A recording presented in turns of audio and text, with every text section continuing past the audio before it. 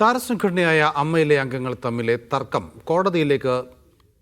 കോടതിയിലേക്ക് തൃപ്പൂണിത്തുറ പോലീസ് സ്റ്റേഷനിൽ മാനസികമായി പീഡിപ്പിച്ചെന്ന അൻസിബയുടെ പരാതിയിൽ ലക്ഷ്മിപ്രിയയ്ക്കും SI രേഷ്മയ്ക്കും പോലീസ് ക്ലീൻ ചിറ്റ് നൽകി. ഇതിനെതിരെ കോടതിയെ സമീപിക്കുമെന്ന് അൻസിബ മീഡിയ വണ്ണിനോട് പറഞ്ഞു. അൻസിബയ്ക്കെതിരെ മാനനഷ്ട കേസ് നൽകുമെന്ന് ലക്ഷ്മിപ്രിയ പറഞ്ഞു.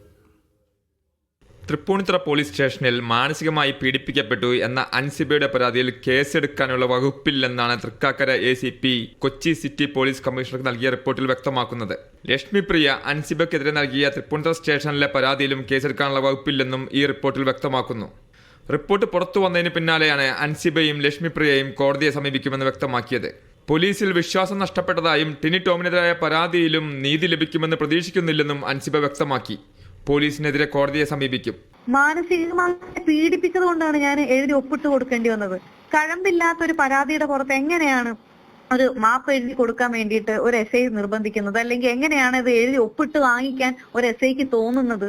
ഉറപ്പായിട്ട് നിയമ നടപടിയിലേക്ക് തന്നെ ഞാൻ പോകുന്നത്. ഞാൻ കോടതി പോകും. അൻസിബ തന്റെ പ്രതിച്ഛായ മോശപ്പെടുത്തിയതായും 10 കോടി നഷ്ടപരിഹാരം ചോദിച്ച് ഹൈക്കോടതിയെ സമീപിക്കുമെന്നും ലക്ഷ്മിപ്രിയ പറഞ്ഞു. അൻസിബ കോടതിയെ സമീപിച്ചോട്ടെ, പക്ഷേ ഞാൻ എന്താണെങ്കിലും 10 കോടി രൂപ മാനനഷ്ടം ആവശ്യപ്പെട്ടുകൊണ്ട് നാളെ തന്നെ ഞാൻ 10 കോടി രൂപയ്ക്ക് കേസ് ഫയൽ ചെയ്യുകയാണ്. അൻസിബ ഹാസനെതിരെ ലക്ഷ്മിപ്രിയ തൃപ്പൂണിത്തുറ പോലീസിന് നൽകിയ പരാതിയും ഫെബ്രുവരി 14 നടന്ന അമ്മ കുടുംബ സംഗമത്തിന്റെ സ്പോൺസർഷിപ്പ് സംബന്ധിച്ച തർക്കവുമാണ് താരസംഘടനയിൽ പൊട്ടിത്തെറിക്ക് കാരണം. ടിനി ടോമിനെതിരായ അൻസിബയുടെ പരാതിയിൽ പോലീസ് അന്വേഷണം നടന്നുവരികയാണ്. മീഡിയ 1 കൊച്ചി.